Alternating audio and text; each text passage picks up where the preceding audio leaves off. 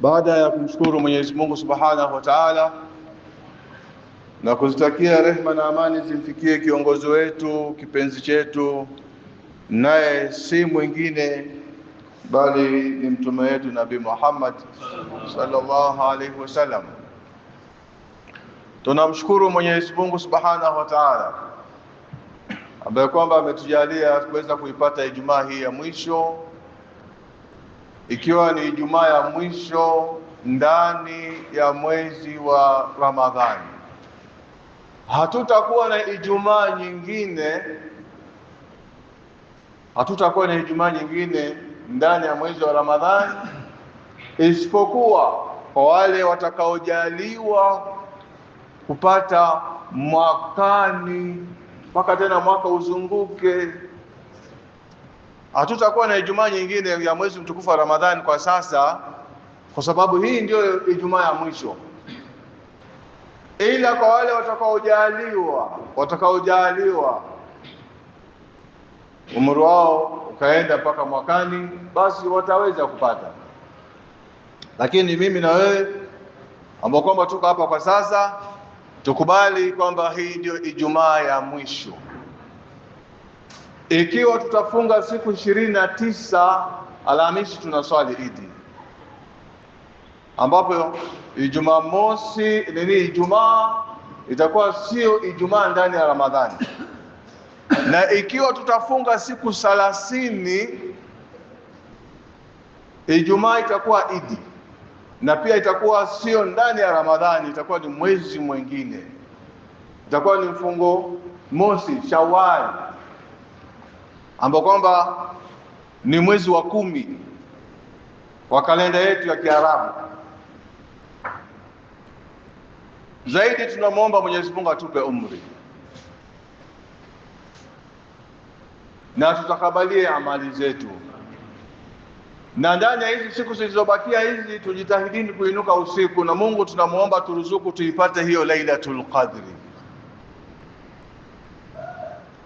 Tusiwache familia zetu kulala, tuamshe waswali, tuamshe wafanye ibada, tuamshe wasome Qur'anul Karim, kwa sababu siku zinakwenda hazirudi, zinaenda, na zikienda zinakwenda na sehemu katika umri yetu. Ndugu zangu, Ijumaa 2 za mwanzo wa Ramadhani tulikuwa na mada ikisema man yashhadu laka ba'da rahilika, shahidi wako ni nani baada ya wewe kuondoka? Utakumbukwa kwa lipi? Utatajwa kwa jambo gani? Zuri lipi ambalo kwamba utaachia watu, ili ukiondoka wewe wajue kwamba kuna pengo limepatikanwa, ukiondoka wewe wajue kwamba kuna pengo ambalo halizibiki kwa kuondoka wewe. Kwa hivyo sehemu yetu ya 3 leo tukimalizia, bado tuko hapo, man yashhadu laka ba'da rahilika, nani atakayetoa ushahidi? Ushahidi ima ni uwe ni ushahidi mzuri ama uwe ni ushahidi ambao kwamba ni mbaya. Na sote tunamwomba Mwenyezi Mungu Subhanahu wa Ta'ala tutakapoondoka duniani tuache mashahidi ambao kwamba watatushuhudia kwa mazuri. Hata amina msemi amin pia hakuna. Ama unataka utajwe kwamba fulani alikuwa mbaya, alikuwa hivi? Sote tunafurahia pale tutakapokuwa tumeondoka tutajwe kwa mazuri, na hiyo ndio tunamwomba Mungu atujalie. Amin. Inaonekana saumu pia ilikuwa imeanza labda mapema. Kuna wengine walikosa jana daku, sasa akaamka na hasira ya kukosa daku yake, alienda kuamka na saa 12. Sasa anatamani arudishe saa nyuma, lakini haiwezekani. Anaanza kushauri nafsi yake, nifunge nisifunge. Alhasil, Nabii Ibrahim alayhi salam ni mtume wa Mwenyezi Mungu Subhanahu wa Ta'ala, lakini Nabii Ibrahim alinyosha mikono yake, anamwambia Mola wake, waj'al li lisana sidqin fil akhirin, ewe Mwenyezi Mungu, ninakuomba unijalie utajo mwema nitakapoondoka mimi. Nijalie nipate utajo mwema kwa watakaokuja baada yangu mimi. Wajalie wanitaje kwa uzuri, wajalie wanipende. Nabii Ibrahim anamuomba Mola wake, ya Rabbi waj'alni lisana sidqin fil akhirin, nijalie ya Rabbi nikiondoka katika hii ulimwengu, watakaokuja baada yangu mimi wanikumbuke kwa mazuri, wanitaje vizuri. Ikhwat al-amajid, katika mitume waliopata bahati ya kupendwa na dini nyingi ni Nabii Ibrahim alayhi salam. Kwa sababu gani niseme hivi? Nasema hivi kwa sababu Mayahudi kafarat amanat bi Musa wa kafarat bi Isa alayhi salam. Mayahudi walimwamini Nabii Musa na wakampinga Nabii Isa alayhi salam. Manaswara amanat bi Isa alayhi salam wa kafarat bi Muhammadin sallallahu alayhi. Manaswara walimwamini Nabii Isa ambaye ni Yesu, walimkubali, lakini wakampinga nani? Wakampinga Mtume Muhammad sallallahu alayhi wasallam. Lakini dini zote hizi upate Mayahudi na Manaswara wote, na Yahudi anampenda Nabii Musa, hampendi Isa. Manaswara wanampenda Nabii Isa, hawampendi nani? Hawajamkubali Nabii Muhammad sallallahu alaihi wasallam kama nani? Kama mtume.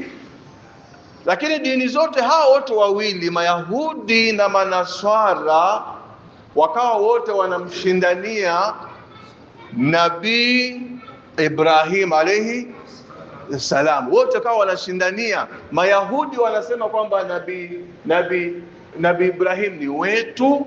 Manaswara pia wanasema hapana, Nabii Ibrahim ni wetu.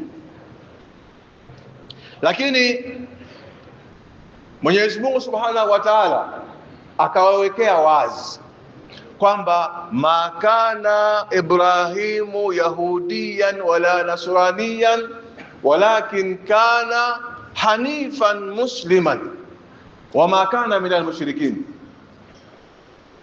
Nabii Ibrahim hakuwa Yahudi wala hakuwa Naswara, lakini huyu ni nani? Nabii Ibrahim ni Muislamu. Nabii Ibrahim ni Muislamu. Nabii Ibrahim ni mtume ambao kwamba kupitia dua zake alizozinyoshea Mwenyezi Mungu kwamba nijalie utajo mwema, nijalie nitajwe kwa mazuri. Ndio kwa maana tunaposwali ukisoma kwamba Allahumma salli ala sayidina Muhammadin wa ala ali sayidina Muhammad kama sallaita ala sayidina Ibrahima wa ala ali sayidina Ibrahim wa barik ala sayidina Muhammadin wa ala ali sayidina Muhammad kama barakta ala sayidina Ibrahim wa ala ali sayidina Ibrahima fil alamin innaka hamidun majid. Hii ni ansa na ni jawabu ya dua yake ambapo kwamba alimnyoshea Mwenyezi Mungu kwamba ya Rabbi, ninakuomba unipe utajo mwema. Nabii Ibrahim akaambia Mola wake, wala tukhzini yauma yub'athun, Mungu usinifedheheshe, usiniaibishe siku ya kufufuliwa, siku ya kiyama. Kwa maana hiyo ya Rabbi, nakuomba utajo wangu uwe ni mzuri hapa, na ukiwa mzuri hapa hata siku ya kiyama mambo yangu yatakuwa mazuri. Nabii Ibrahim alayhi salam alipojaliwa kuwa imam hapa duniani, ama alivyosema Mwenyezi Mungu kwamba kama alivyosema Mwenyezi Mungu, inni ja'iluka linnasi imaman, mimi nitakufanya kuwa ni kiongozi, imam katika watu.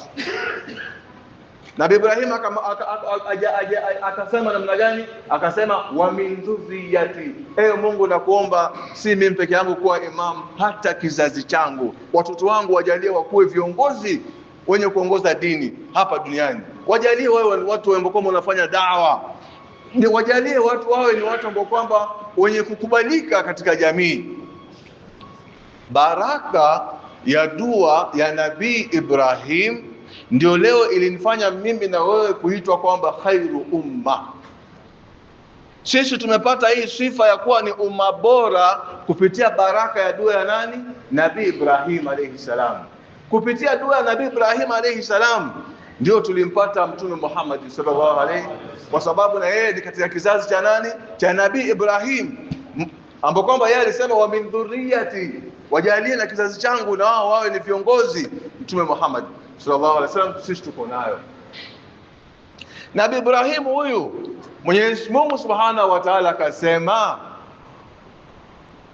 inna awla an-nasi bi Ibrahima lalladhina tabauhu wa hadha an-nabiyyu walladhina amanu wallahu waliyul mu'minin.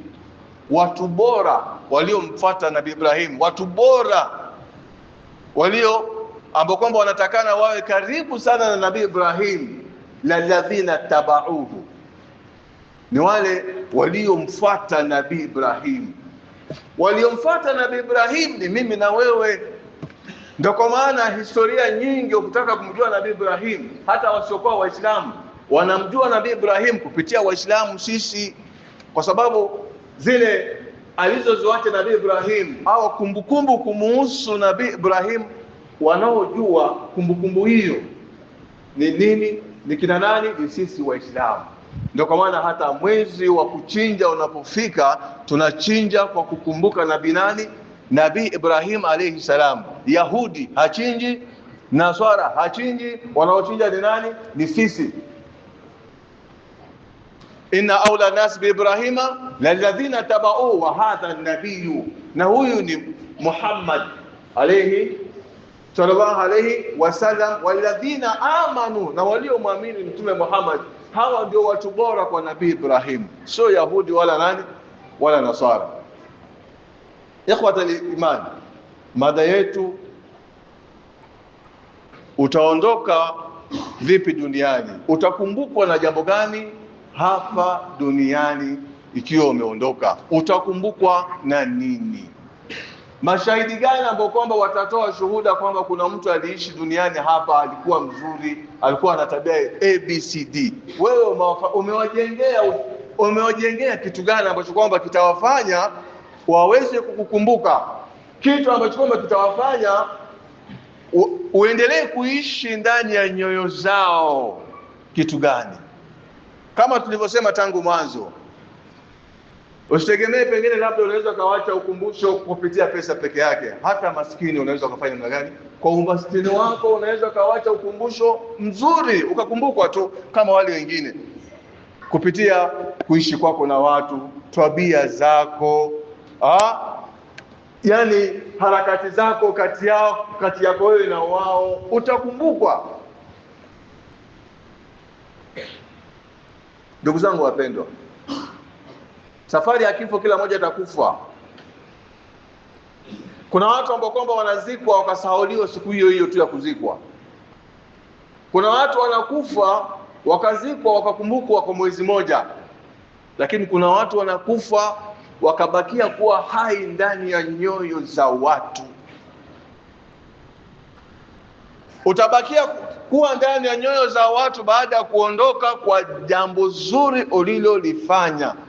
Kwa mfano, ukiwa pengine ni mfanyabiashara, unafanya biashara zako, kila anayekuja pale ukimwona huyo hali yake dhaifu, unamsaidia, unamwambia wewe tembea leo, hiyo leo nimejitolea sadaka yangu, nenda nayo.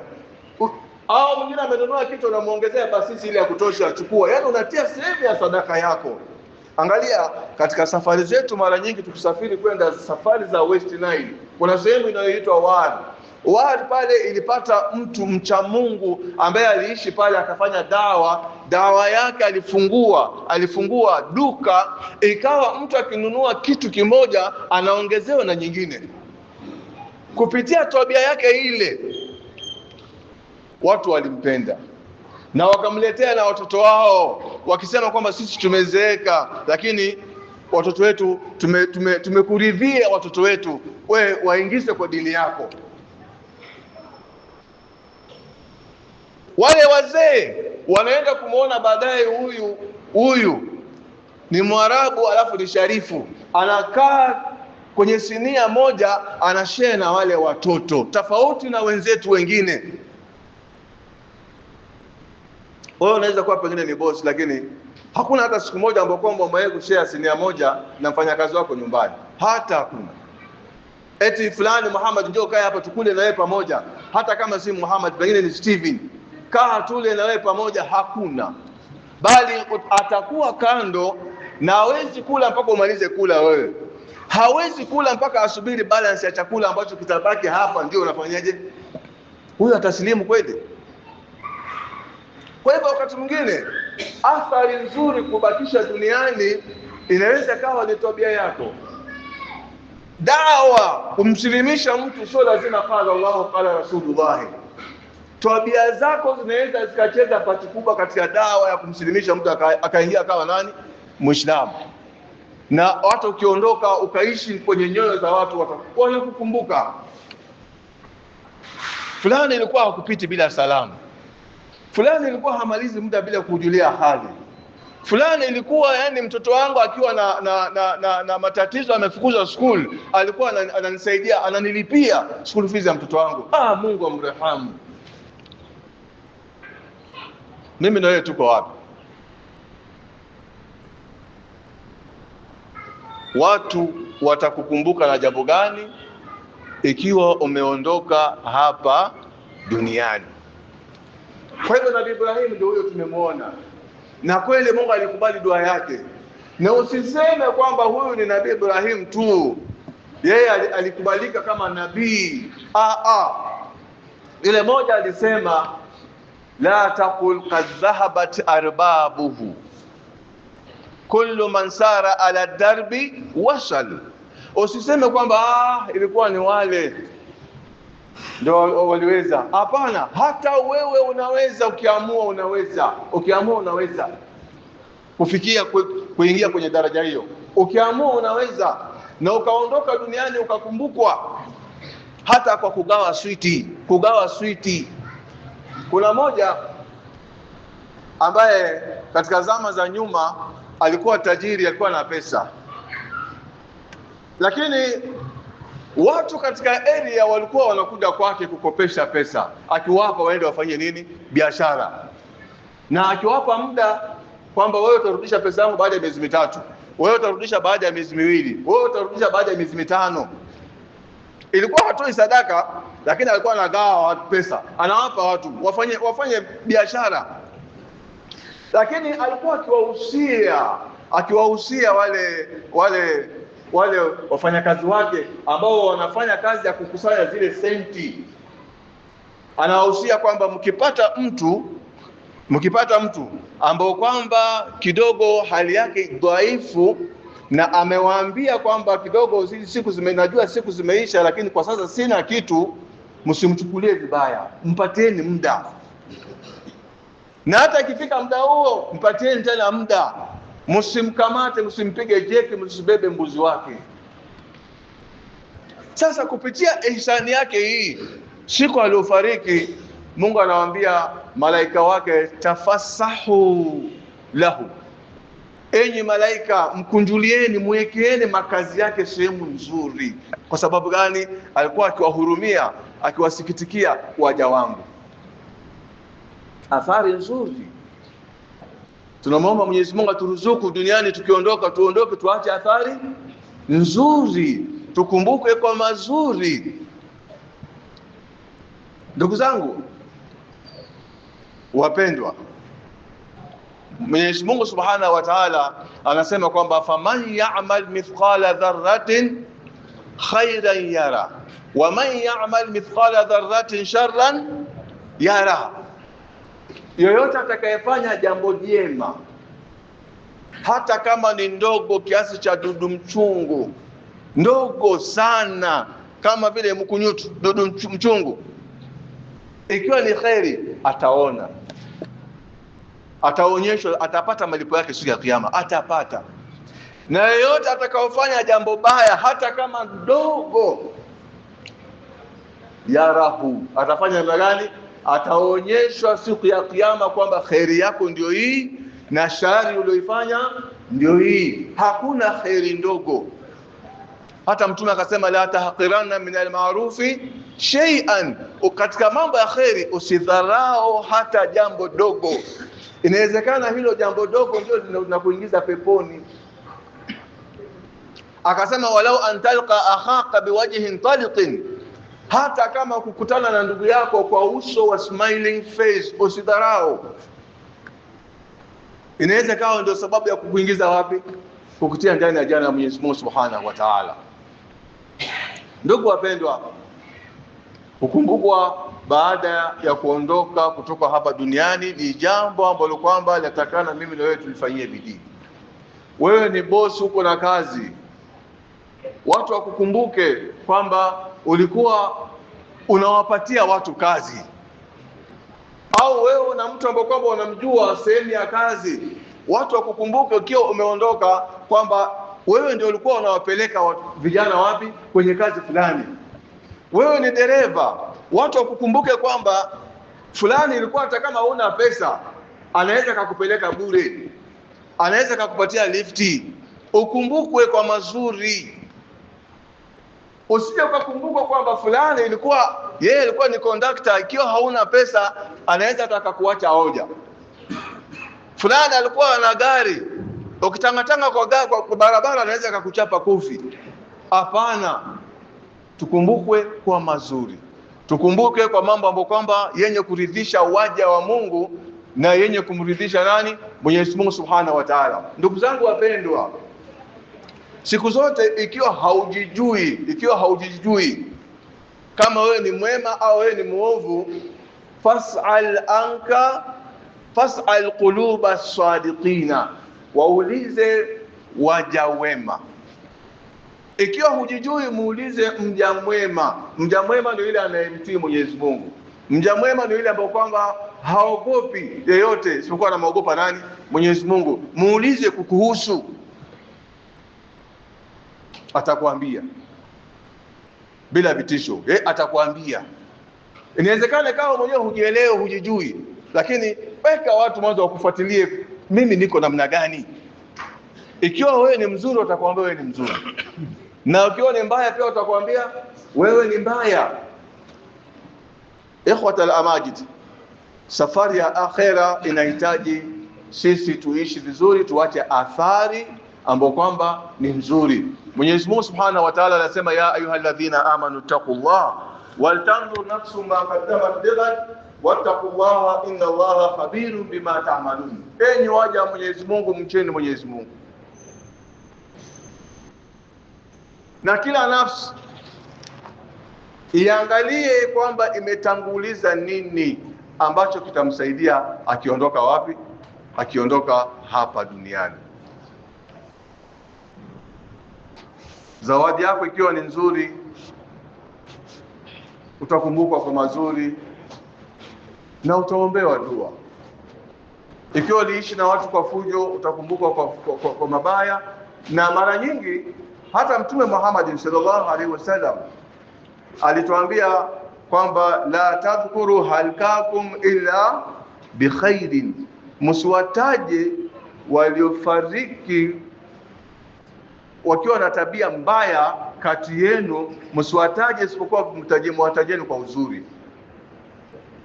Yaani mtu amefariki, alikuwa mwizi, aliuliwa kama pengine ameenda kuiba, fulani pengine ameuliwa akiwa kwa nyumba hapo kwamba kwa bibi ya watu fulani labda. Unaona, Mtume alikataza msiwataje kwa ubaya, kwa sababu tayari wao wamekutana na yale ambayo kwamba waliyafanyia kazi. Lakini inafika wakati mpaka sisi wakati mwingine tukizungumza tunataja mabaya yao hivyo hivyo. Sio kwamba hii hadithi watu hawajui, wanajua, lakini wameshindwa kuvumilia kwa vile waliishi na wao. Wamejaribu kukustiri lakini wameshindwa kuvumilia. Unaona mpaka anaamua fulani wacha tu Mungu, basi Mungu Rahim. Mtume alitukataza tusitaje watu kwa ubaya, lakini fulani. Mungu atuepushe na watu kama hao, atujalie tuache athari nzuri. Amin. Ikhwata ya Amajid, shairi moja anasema,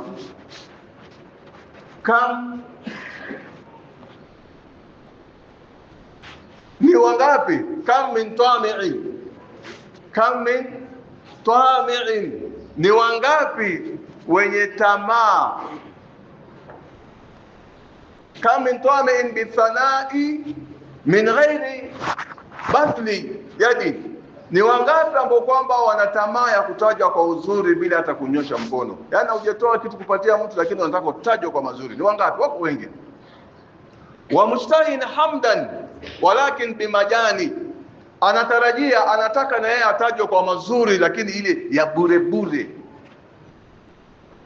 Wanasu akiyasu min an yazkuru ahadan, na watu ni wajanja, hawawezi kumtaja mtu kwa mazuri, hata yarau indahu athara ihsanin, mpaka waone kwamba huyo anatajwa kwa uzuri, alimetufanyia nini.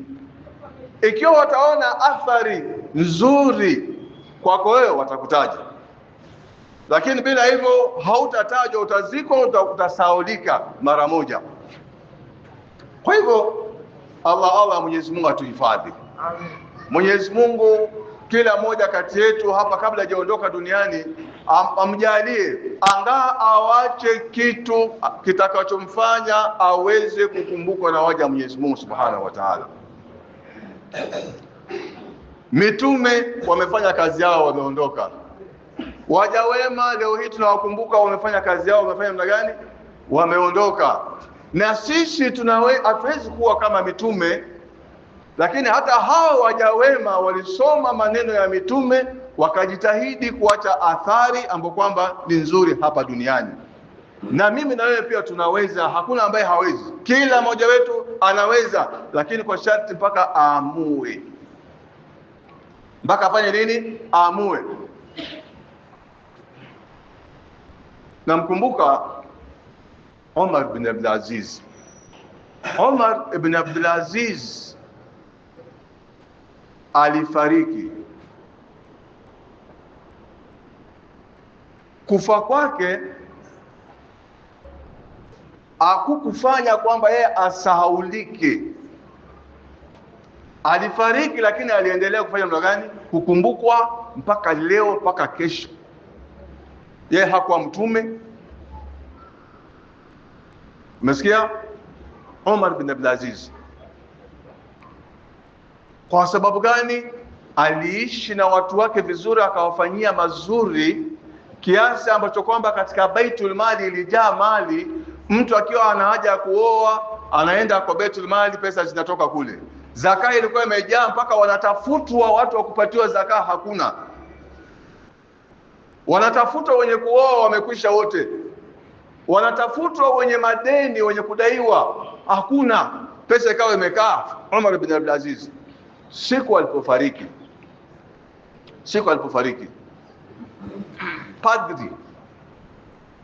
padri wa Kinaswara alionekana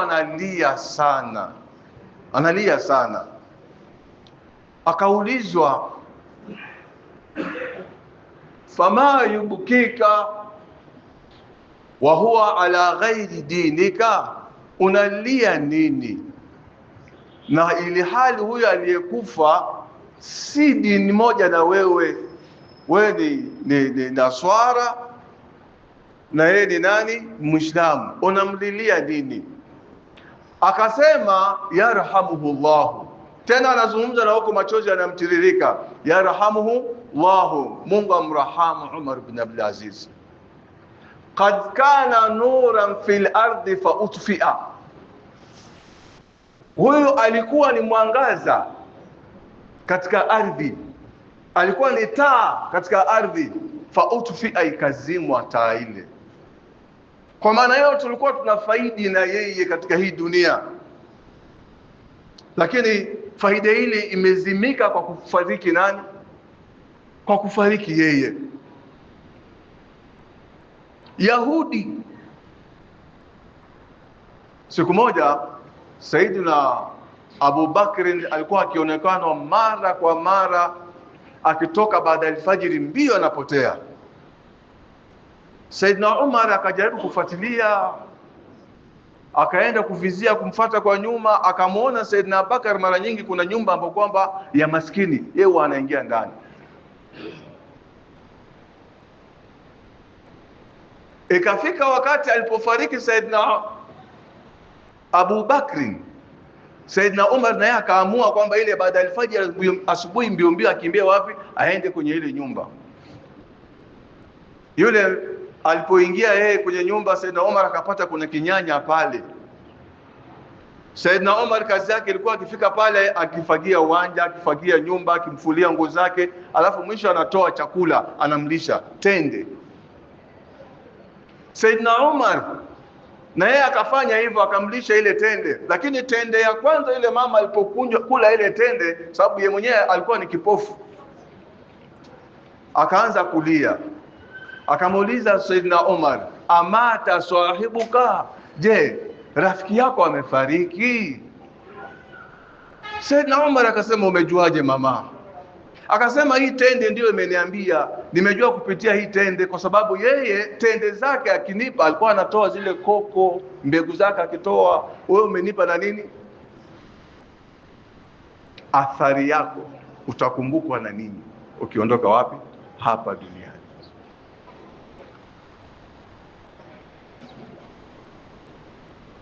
Moja katika manaswara alipofariki Saidina Omar ibn Abdul Aziz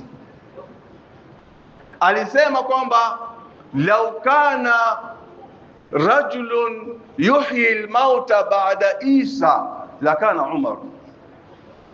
Lau kama angekuwa kuna mtu anayewafufua waliofariki akawaombea dua wakarudi tena wakapata maisha mengine, lau kama angekuwa tunayo mtu huyo kama Nabii Isa alayhi salam, lau tungekuwa na mtu kama huyo, mtu aliye na haki kurudishwa duniani aishi tena, ilikuwa ni nani? Saidina Umar. Jiulize wewe, ukifariki kuna mtu ambaye kwamba atatamani wewe urudi tena? Kila mmoja ajiulize nafsi yake, bali insanu ala nafsihi. Jiulize, mimi nikikufa tu, hata shekha anayesimama kuzungumza kutoa mawaidha anaweza kuja kuniombea dua ili nirudi niishi tena? Tutakuzika mbio mbio, jeneza litatoka hapa msitini mbio mbio, wakuweke mbio mbio, waweke kama mwingine kati yetu. Yani watu wanatamani afadhali baada ya kuzika tutie na concrete kabisa pale kwenye kaburi yake. Asifanye mna gani? Tuishi na watu vizuri, tuwe na huruma, tuache athari ambayo kwamba ni nzuri. Kabla imamu hajapanda juu ya mimbar, nakumbuka maneno mazuri sana. Moja katika washairi anasema kwamba qad mata qaumun wa ma matat fadailuhum wa asha qaumun wa hum fi nasi amwat.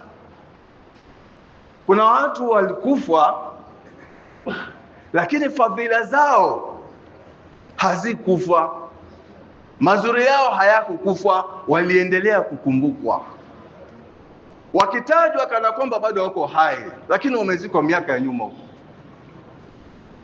Mimi na wewe tuko hapa, lakini hata ukiambiwa babu yako wa sita ni nani hujui. Hata mimi mwenyewe hapa sijui, si wewe peke yako. Kwa sababu gani? Inawezekana hawakuwa na faida kwenye jamii, hawajawacha athari nzuri, ndio kwa maana hata hawakumbukwi. Wa asha qaumun wa hum fi nasi amwatun, na kuna watu ambao kwamba waliishi wako hai lakini hawana faida na katika jamii, yani wako hai tu mwili lakini wamekufa kitambo sana.